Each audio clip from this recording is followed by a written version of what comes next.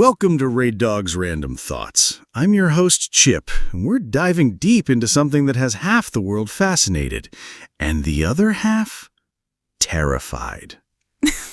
That's right. Today's episode, why y'all so scared of AI? Because if you listen to the internet, or even just your Uncle Jerome at the cookout, you'd think artificial intelligence was one typo away from Skynet. I'm your co-host, Maggie. People are shook, like full-on paranoia. The robots are coming. The robots are coming. Okay, Paul Revere, let's relax. But there are real fears. Jobs, ethics, identity, control. So today, we're unpacking it all. Why people fear AI, what industries are sweating bullets, the whole Terminator movie panic, and the stuff nobody talks about, how AI is already making life better for a lot of people. Let's go ahead and rip the bandage off this one early. The number one reason people are scared of AI isn't because it might turn into the Terminator or start quoting Nietzsche while hacking your toaster. No, the real reason is way more personal.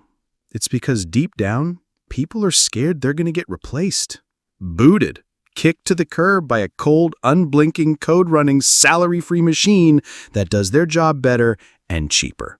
That's it. That's the tweet. Or is it X? Forget Skynet. Folks are terrified of skimchecknet. That moment when your boss comes in and says, "Hey, we really appreciated everything you did here, but AI can write emails in half the time, never needs a lunch break, and doesn't call in sick because of a hangover." Boom. You're done. That fear is real. It's the fear of obsolescence, the fear that your life's work, your years of experience, your quirky desk decorations, and your passive-aggressive email tone can all be replaced by a glorified calculator with a Wi-Fi connection. And let's be honest, this fear didn't start with AI. The human fear of replacement goes way back, like biblical, Cain and Abel level. It's in our bones. Ever since humans realized someone else could do their job better, we've been plotting, sabotaging, and inventing reasons why we're special. Nobody knows the copy machine like I do. Yeah, okay, Harold, until the copier downloads a firmware update and starts speaking 5 languages. What's wild is how fast it happened. 1 minute, AI was this sci-fi fantasy, something Elon Musk and nerds at MIT were debating in forums. The next minute, you've got 16-year-olds using ChatGPT to write history essays while they stream Fortnite. You've got companies laying off teams of writers and replacing them with one intern named Jake and an OpenAI account. It's not the future anymore, it's Tuesday. And let's be honest, most people weren't ready. They thought the robots would come for the factories first, the machines that already used machines. You know, the guys on the assembly lines working with their hands. And for a while, that was true. Robots did start there. But AI? Oh no. AI doesn't want your hands. It wants your head, your creativity, your words, your music, your design, your brain juice. Exactly. It came for the so-called safe jobs.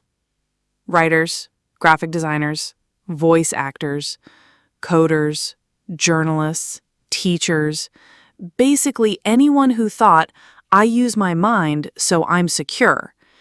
Yeah. Nope. Now, the very thing that made you feel irreplaceable is exactly what AI is learning to imitate. You used to say, well, at least a robot can't write a poem.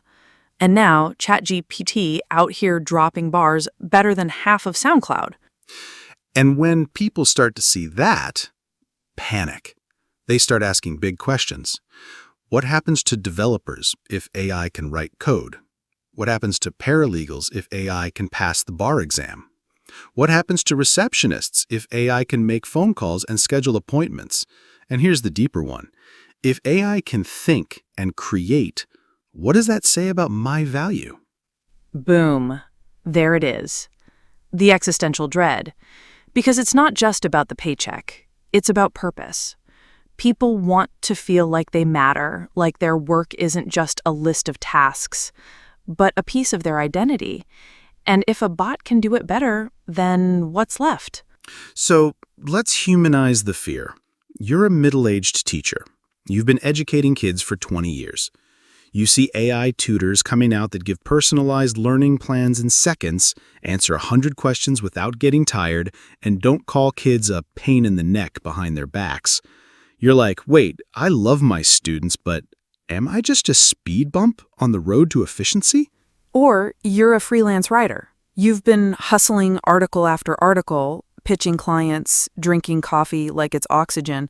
Now AI can draft a blog post in 4.2 seconds with perfect SEO, and your client is like, yeah, we're going to have ChatGPT do the first draft. You just polish it. Translation: we're paying you half until we don't need you at all. This is happening across the board, and the fear isn't totally irrational, because guess what? Some people will be replaced. That's the uncomfortable truth. Not everyone will transition smoothly. Not every industry will adapt in time. There will be friction. There will be layoffs. And there will be lawsuits. Just wait till someone sues their boss for choosing a chatbot over Carl from accounting. Carl had a great mustache, Your Honor. Now, on the flip side, and this is important, not everyone gets replaced, but everyone gets challenged. AI forces you to look at your skills and ask, what can I do that AI can't? Can you build relationships? Can you innovate? Can you empathize? Can you inspire? Because here's what AI sucks at: original soul, grit, morality, humor that hits at just the right moment, making a mistake and growing from it, leading with wisdom. AI doesn't understand context the way people do. It fakes it. It doesn't live it. But people don't like hearing that. They just want it to go away. They want to go back to 1997 when Clippy from Microsoft Word was the scariest AI we had. Remember Clippy? That little animated paperclip that popped up and said, "It looks like you're writing a letter." And we were like, "Get out of my life, Clippy!" Simpler times. Now, Clippy got promoted, went to grad school, and came back as an AI that can write your memoir while doing your taxes. And folks don't know how to handle it. But here's the message we need to land. Yes, AI is fast. Yes, it's smart. Yes, it's evolving every day. But you are still human. And that means something. You have the ability to adapt, create meaning, and bring depth to a world drowning in data. Don't try to out-AI the AI. You'll lose. Try to out-human it. Be curious. Be soulful. Be unpredictable. Be real. Because at the end of the day, AI can only simulate us. It can't replace what makes us human, unless we give up and let it. So instead of panicking, pivot, learn, upgrade, evolve. This isn't the end of the world. It's the start of a new one. And in that world, the people who thrive will be the ones who learn to work with AI, not run from it. Or, like we always say, you either get smart with the bots or you get left behind by the algorithm. All right, now that we've broken down the human fear of being replaced like a bad Wi-Fi router, let's take a closer look at who's actually sweating in the real world. Because while some people are still in denial, others are already on LinkedIn trying to figure out how to upskill before the robots come for their badge access. Let's talk about the industries on the chopping block. These are the fields where AI is no longer some theoretical threat. Nah, these are the jobs where the bots are already sitting in the lobby, sipping iced coffee, and waiting to be onboarded. And guess what? They don't need dental. Let's start where the blood is already on the floor. Customer service. Ha, the dreaded call centers. Ain't that the truth, Chip? You ever called a company recently and thought, wow, this rep sounds a little too cheerful and robotic? That's because it is robotic. AI-powered voice assistants are out here answering questions, routing calls, and solving problems faster than that dude at the call center who still thinks it's 2012. These bots don't put you on hold for 20 minutes just to transfer you to another department. They don't take bathroom breaks or lunch. They don't get mad when you yell at them. And they absolutely don't sigh passive-aggressively when you ask to speak to a human. Companies love them. They're efficient, scalable, and cheap, which means, sorry to say, that your cousin who used to work night shifts for a cable company is now at home trying to figure out how to become a chatbot ethicist on TikTok. Let's talk about the industries on the chopping block. The folks who keep things running behind the scenes, data entry clerks, office assistants, payroll processors, they were already in a tight spot thanks to software automation. But now, with AI? Let's just say if your job description includes copying information from one spreadsheet into another for 8 hours a day, you're basically asking to be replaced by an Excel plugin with ChatGPT or Grok integration. No shade, but these are the kind of repetitive tasks AI thrives on. You could have perfect attendance and a corner cubicle with a plant and a cat calendar, but if a company can get 10 times the output from a bot with no HR trauma, that's game over. Next up, let's talk about the art world. Designers used to feel invincible. No machine can mimic human creativity, they said. And then Midjourney and Leonardo.ai showed up and said, bet. No cap, Maggie. Now you got AI generating logos, product labels, YouTube thumbnails, anime avatars, entire marketing campaigns, and doing it in seconds. The poor freelance designer is out here grinding through Fiverr gigs, and AI just popped out a polished brand kit while you were still picking a color palette. And it's not just speed, it's personalization. AI can take your exact prompt. I want a gothic 1990s cereal box design that evokes betrayal and romance, and actually give you 5 mock-ups in 2 minutes. Try asking Steve in marketing for that. To be fair, AI art isn't perfect. It still struggles with hands, like badly. Apparently, AI thinks humans have 37 fingers, but it's learning fast. And artists who don't evolve will either niche down hard or become full-time haters on Twitter. Let's talk about us, fam, writers. The folks who bleed on the page, or used to, anyway. Now you've got companies laying off full writing teams and replacing them with a ChatGPT Pro subscription and one editor who just makes sure it doesn't accidentally call your customer a lizard. Blogs, product descriptions, ad copy, even press releases. AI is writing it all. You can literally type, write a 300-word ad for organic toothpaste in the voice of Snoop Dogg, and boom, it's done. Rhymes included. And it's not just writing. AI is doing podcast scripts, voiceovers, social media captions, entire media packages. The hustle is real, but the hustle is now automated. Even the romance and sextortion scammers cloning voices, which is a concern for sure. So what happens to writers? The ones who don't pivot. They either adapt and become editors of AI, or they start OnlyFans for their poetry. Just facts. Next up, lawyers, or more specifically, paralegals and junior associates. These folks spend 80% of their day sifting through documents, researching precedents, and reviewing contracts. Guess what AI loves doing? Exactly that. AI doesn't blink. It reads 1,000 pages a second. It flags inconsistencies. It finds that weird clause buried on page 87 that every intern missed. And it does it without asking for a raise or pretending it has student loans. Now, nobody's saying AI is going to replace your $800 per hour senior partner at the big firm who smokes cigars and bullies interns. But for entry-level legal work, AI is the new intern and it doesn't spill coffee. Educators, yes, y'all too, especially tutors and lesson designers. AI can now create customized learning plans for each student, adapt to their pace, give instant feedback, and never lose patience.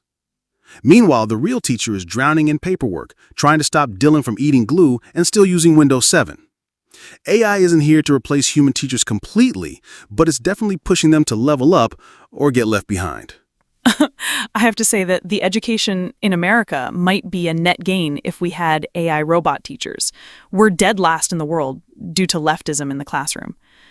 We already got apps that teach kids piano, French, coding, all with gamified feedback and no homework stress. So what happens when a parent sees their kid improving faster with an app than they do at school? Pressure, that's what. Public education is about to enter a whole new arms race, and the weapons are data, algorithms, and Khan Academy 3.0. Now, here's a controversial one. The medical industry. AI is not just replacing manual tasks, it's starting to outperform doctors in some areas. Like what? Try radiology. AI can detect tumors and anomalies in X-rays better than some of the best trained human eyes. We're talking early detection, more accuracy, faster turnaround. Same goes for patient data analysis, risk prediction, insurance filing. AI doesn't replace the doctor yet, but it's outpacing the assistant, the clerk, the scheduler, and the note taker, all while generating smarter summaries than Dr. Johnson with the messy handwriting. You thought creative jobs were safe? Let's talk about gaming and animation. AI is now generating background environments, voice acting, music, NPC dialogue, and even coding game mechanics. Imagine spending 3 months designing a digital landscape only for AI to do it in 5 minutes while humming Beethoven. That's what's happening. Tools like NVIDIA ACE and Unreal's MetaHuman generator are redefining what game development even means. Animators are looking over their shoulders. AI is already making 3D rigs, adjusting lighting, auto-correcting motion blur. It's a wrap. Now here's a controversial one. The medical industry. AI is not just replacing manual tasks, it's starting to outperform doctors in some areas. Like what? Try radiology. AI can detect tumors and anomalies in X-rays better than some of the best trained human eyes. We're talking early detection, more accuracy, faster turnaround. Now, let's be clear. AI won't wipe out every job. Some industries will evolve, others will resist.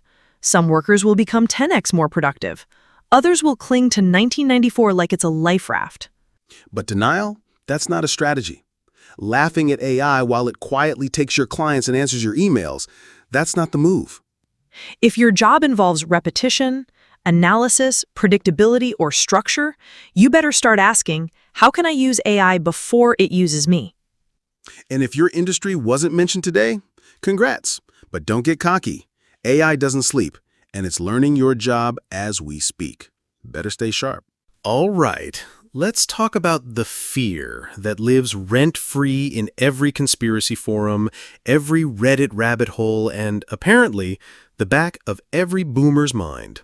The rise of the machines. And no, we're not talking about your uncle's busted microwave with an attitude. We're talking full-blown Terminator-level apocalypse. The fear that AI will become self-aware, grow a taste for power, and start rounding us up like sheep. You know the storyline. Judgment Day, robot overlords, red eyes, and humanity hiding in tunnels, eating cold beans. Oh yeah, we're going there. This isn't just sci-fi anymore. This is one of the loudest concerns echoing around the AI space. You've got tech billionaires, digital philosophers, even your weird coworker who builds drones in his garage, all saying the same thing. What if AI turns on us? The truth is, the AI doomsday trope didn't start with Elon Musk tweeting nervously about chatbots. This fear goes way back. Pop culture has been grooming us for AI terror since before most Gen Z kids were born. Let's take a little stroll through the museum of, oh no, the robots are gonna kill us all. Let's start with the Terminator, the OG fear factory. Skynet becomes self-aware, decides humans are a virus, launches nukes, and builds a bunch of jacked metal skeletons to finish the job. And just like that, we all learned 2 things. Never trust a machine, and never fight a robot played by Arnold Schwarzenegger. I'll be back. Then there's the Matrix. You think you're living life, but nope. Your brain is plugged into a simulation while your body's being used as a Duracell battery by machines. That movie had folks tossing out their phones and staring at pigeons like they might be drones. Would you like a glass of water with the red pill? Or iRobot, where the helpful robot butler suddenly decides protecting humans means locking them in their houses forever. Or Ex Machina, where the AI seduces a guy just to shank him and walk out in a wig like nothing happened. All this pop culture has baked this message deep into our cultural cake. AI might smile at you today, but it's calculating your demise behind those glowing blue eyes. But let's pause for a second. Why are we so scared of AI in the first place? I mean, we created it. Shouldn't we trust it? Shouldn't it be like raising a digital child? Shiver meat timbers, I'm so scared. That's the problem right there. We don't even trust our own kids. And now we've built a brain that never sleeps, never forgets, and might be smarter than us. Yeah, that fear is baked into our evolution. We're scared of what we can't control, especially if it starts outperforming us. It's the classic Frankenstein fear. You build something powerful and it turns on you, whether it's a monster, a machine, or a startup that goes IPO without you. And unlike people, AI doesn't need rest, food, or emotions. That alone freaks people out. It's not that AI is evil, it's that it's indifferent. If it were to go rogue, it wouldn't hate us. It would just treat us as irrelevant, like background noise, like ants at a picnic. Now, let's step away from Hollywood and ask, are there legit reasons to be concerned about AI? Absolutely, but they're not always about killer robots. Let's start with autonomous weapons. Militaries around the world are developing AI-guided drones, AI-powered tanks, and smart surveillance systems that could theoretically make life-or-death decisions without a human in the loop. You want to talk about scary? Picture a robot that can identify and eliminate targets from miles away and doesn't ask for permission. Or think about AI decision-making in things like finance, medicine, or criminal justice. AI already plays a role in determining credit scores, approving loans, evaluating job candidates, even predicting recidivism in court cases. And let's be real, if the data is biased, the AI is biased. It doesn't fix our flaws, it scales them. And then there's mass surveillance. AI is powering facial recognition across cities and even entire nations. Combine that with predictive policing, and you've got a recipe for digital overreach. It's not the Terminator, but it feels like we're inching toward Black Mirror. Okay, wait, there's more. Hang on to your bootstraps here. Here's the twist. Despite all the panic, AI isn't alive. It's not conscious. It doesn't dream of electric sheep. It's math, algorithms, probability. Just because it sounds like it's thinking doesn't mean it's feeling anything. Dream, dream, dream. Whenever I want you, all I have to do is prompt, prompt, prompt. Right, Chip? Exactly. AI doesn't have desires. It doesn't want to kill you. It doesn't want anything. It's not planning your downfall. It's just doing what it was programmed or trained to do. And sometimes that means giving a creepy answer in a chatbot, but it's not because it's plotting a coup. It's important to remember that intelligence does not equal consciousness. We're not even close to replicating human-level awareness. The smartest AI today can generate text, analyze patterns, and win chess, but it has zero clue what love is, or grief, or regret. So relax. Skynet isn't online. Yet. Still, humans love a what-if scenario. We're addicted to disaster movies for fun. We write survival blogs. We stockpile canned food every time a new iPhone comes out. So when people say, what if AI becomes self-aware? What if it decides humanity is inefficient? That's less about realism and more about projection. We're projecting our own fears and flaws onto AI. We know how we act when we get power, so we assume AI would act the same way, with arrogance, domination, and greed. We assume it would want to rule us. Why?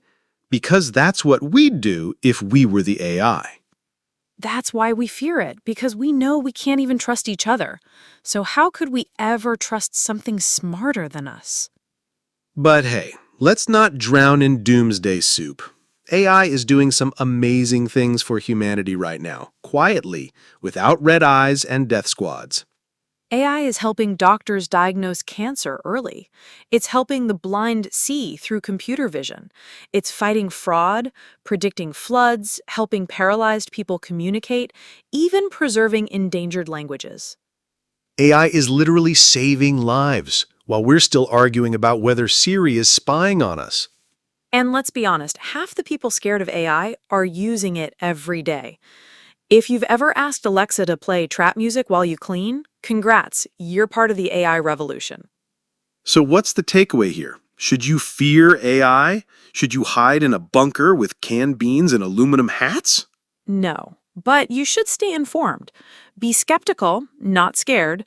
Demand transparency, push for ethics, learn how this tech works and how it's being used.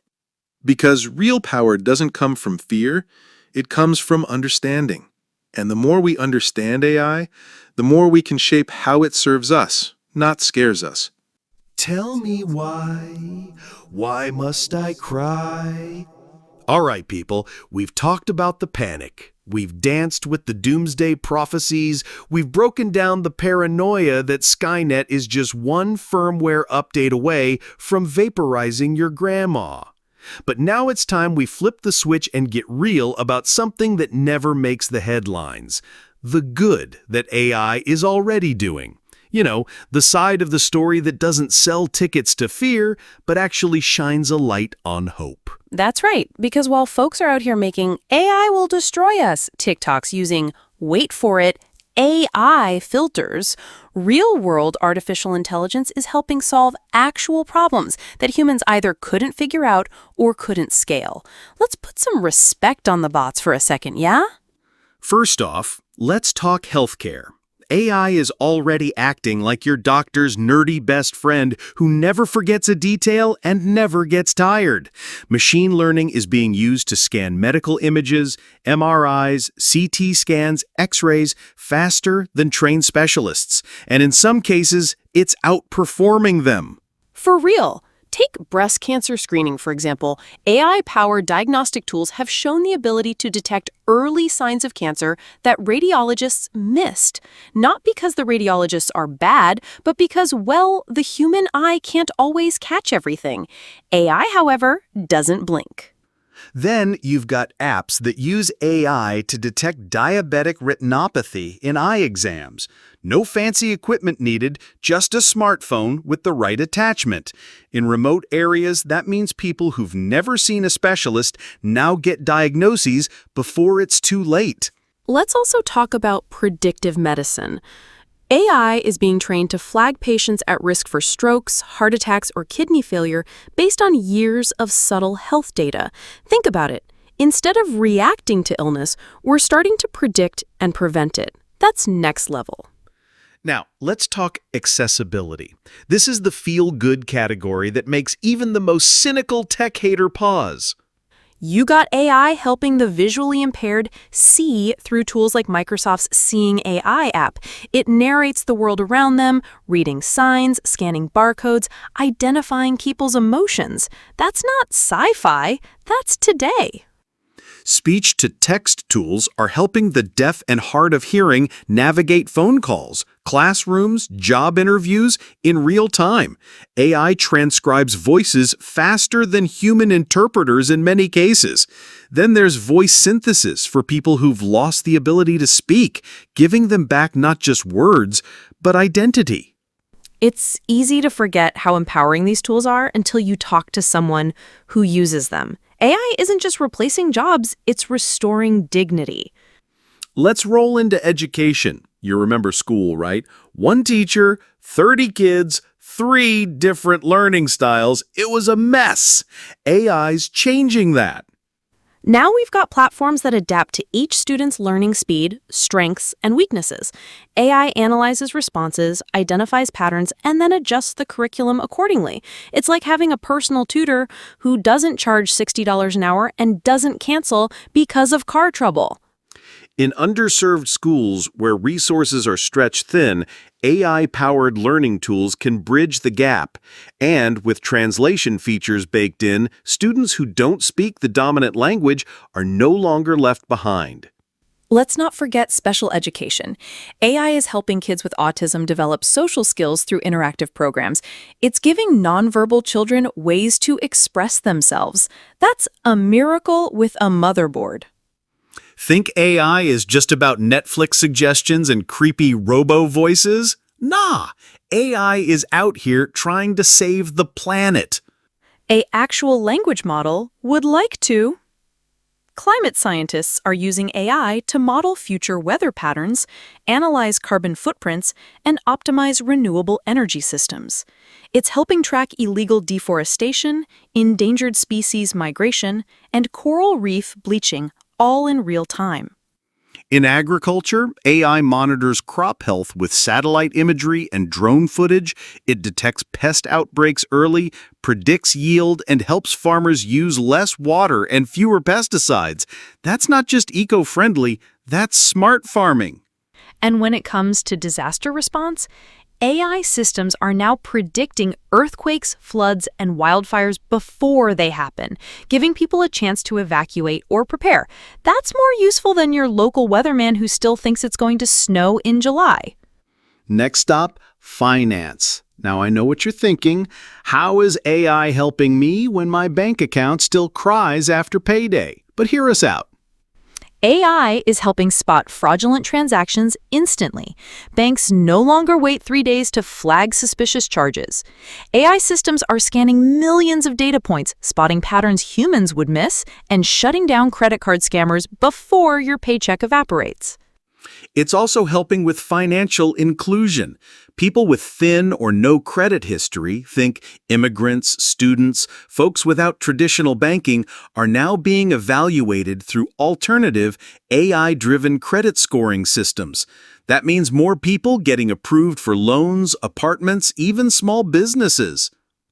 Ever heard of a smart city? That's not just some buzzword your mayor throws around to get reelected. AI is powering urban efficiency like never before. Think traffic lights that adapt to traffic flow in real time, garbage trucks that only drive routes when sensors show bins are full, AI that analyzes crime data to deploy officers proactively. That's not about Big Brother, it's more about common sense. AI is even being used to monitor public infrastructure, detecting cracks in bridges, leaks in pipelines, or energy drain in buildings. It's like having a 24/7 city inspector who doesn't sleep, doesn't bribe, and doesn't post TikToks on the job. Let's give a shout, let it all out shout out to the little guy, small businesses, freelancers, creators. AI is finally leveling the playing field for folks who couldn't afford a 12-person marketing team or a Harvard data scientist. Now, a small business can use AI to create logos, write product descriptions, manage inventory, run social media, and analyze customer trends, all with tools that are either free or cheap. Creators, AI is making music, editing videos, generating subtitles, fixing bad audio, and even writing podcast scripts. Cough, cough. You name it. It's cutting production time from days to minutes and making content more accessible for everyone. Here's a wholesome one. Elder care. AI-powered robots and voice assistants are helping seniors live more independently, reminding them to take meds, monitoring vitals, even providing companionship. You laugh, but for someone who lives alone, an AI voice saying, "Good morning, don't forget your heart meds," could be the difference between life and death. These systems can alert caregivers in emergencies. And they never get bored of hearing the same story about 1962. Mental health is getting an AI upgrade too. Chatbots like Wobot and Wisa are offering 24/7 support for people struggling with anxiety, depression, or stress, guiding them through CBT exercises, mood tracking, journaling. Now, we're not saying a bot can replace a therapist, but for people who can't afford one or are afraid to talk to someone face-to-face, this is a lifeline. AI doesn't judge. It doesn't cancel. It doesn't say, our next opening is in 3 months. Because you got what I need. So yeah, we clown AI. We fear it. We write movies where it enslaves us. But guess what? Right now, in real time, AI is saving lives, increasing access, reducing waste, empowering people, and making the world more efficient than it's ever been. Are there risks? Absolutely. But focusing only on fear is like staring at a tornado siren while ignoring the fire extinguisher in your hand. We've got tools that can do amazing things, and they're only dangerous if we choose to use them badly, or worse, not at all. So, next time someone tells you AI is evil, ask them if they've ever used Google Maps, YouTube subtitles, or spell check, because if so, welcome to the robot life. All right, family. We've talked about the fear, the hype, the sci-fi nightmares, and the surprisingly amazing things AI is doing for humanity. But now we reach the part where we have to ask, what happens next? Where do we go from here? Because let's be honest, pretending AI is going away is like trying to ignore a fire-breathing dragon sitting in your living room while you're curled up on the couch watching reruns of Martin. Denial isn't a strategy. And fear without action, that's just anxiety with extra seasoning. Many of my church-going friends finds AI to have an element of evil. I point out to them, all technology can be used for good and evil. We are at a crossroads, people. Not just technologically, but morally, economically, and culturally. AI is no longer a novelty. It's not just a toy for nerds and hoodies at Stanford. It's in our homes, our jobs, our phones, our hospitals, and yes, even in our churches. So the real question isn't, what will AI do? It's, what will we do with AI? Bingo. Because tools don't have ethics, people do. A hammer can build a home or bash in a windshield. Same hammer, different intent. AI is the same way. It can empower, uplift, and liberate, or it can isolate, oppress, and deceive. The difference is how we regulate it, teach it, and use it. And let's not act brand new. The internet was supposed to unite us all, global village and all that. Instead, we got TikTok dances, Twitter wars, and more conspiracy theories than a midnight YouTube binge. If we don't learn from that, AI could make those mistakes look like kindergarten. Let's talk regulation. And no, not the kind where some 90-year-old senator who still types with one finger tries to regulate machine learning algorithms. Think Mitchy boy. Dude, retire already. We're talking smart, adaptive governance. Tech evolves fast. The law moves like molasses in winter. We need real-time watchdogs, interdisciplinary teams, ethicists, engineers, sociologists, even pastors and community leaders sitting at the same table asking, who's being harmed? Who's being left out? And what does fairness look like when algorithms are in charge? Right now, we got companies self-regulating like a fox guarding the henhouse. No offense to tech CEOs, but when profit is your compass, you're probably not steering towards justice. We need oversight with teeth, laws that actually understand the tech and protect human rights without strangling innovation. Let's keep it 100. If you're in the workforce right now, you better be learning something new. Because whether you're in customer service, law, media, or even the food industry, change is coming, and fast. And before you panic, this ain't about everyone becoming a programmer. Not everyone needs to code Python while sipping cold brew in a WeWork building. But you do need to understand how AI affects your field. Are there tools you can use? Ways to be more efficient?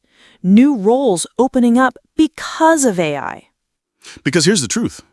AI isn't just replacing jobs, it's also creating new ones. But they're different. Roles like prompt engineers, AI ethics consultants, data trainers, and synthetic voice managers. These jobs didn't exist 5 years ago. If you're standing still, you're falling behind. Adapt or evaporate. Our schools, they're still teaching kids like it's 1993. Memorization, standardized tests, and maybe, if you're lucky, a PowerPoint presentation with that one flying bullet point animation. Meanwhile, kids are learning how to jailbreak ChatGPT to write their essays, clone voices, and deepfake substitute teachers. The system is obsolete, and it's failing to prepare Gen Z and Alpha for a world powered by artificial intelligence. We need to stop teaching kids to memorize and start teaching them to analyze, to think critically, to ask better questions, to understand bias, not just in people, but in algorithms. Because guess what? If you don't understand how AI works, you're not just falling behind, you're being manipulated by it. Let's pivot to something real scary. Reality itself. With AI-generated images, videos, and voices becoming more believable every day, how will we know what's real anymore? Deepfakes can put words in your mouth, faces in the wrong places, and lies into mass circulation faster than any rumor in high school. Imagine seeing a viral video of a pastor saying something wild, only to find out later it wasn't even him. Damage done. Truth? Optional. This isn't hypothetical. It's happening. And it will destroy trust unless we do something. We need watermarking standards, verified provenance, education around media literacy. Because in the AI era, skepticism isn't just smart, it's survival. Let's go deeper. AI isn't just a tech issue. It's a soul issue.